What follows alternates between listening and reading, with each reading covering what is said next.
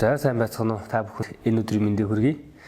За би энэ жил Аранга аймгийнхаа түүхэн 100 жилийн ан хүрээнд биерийн чимээ нэртэй үзэсгэлэнгээ олон нийтэд төлөвлөсөн байгаа. За энэ үзэсгэлэнд маань манай сургуулийн зургийн багш Баяржагал маань хамтран одоо усан будгийн хөрөг зүгийн ажиллагаа хийж оролцсноор онцлог байгаа.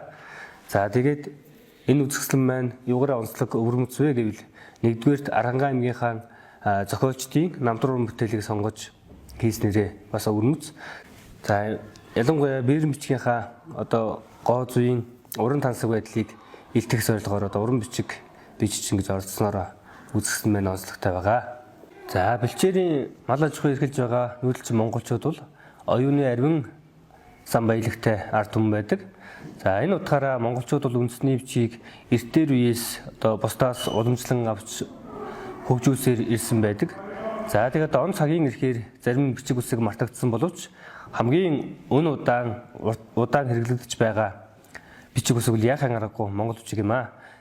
За тиймээс өвд эцэс уламжлан ирсэн хосгүй сайхан бичгээ хүмүүр шамдан суралцахыг уриалж байна.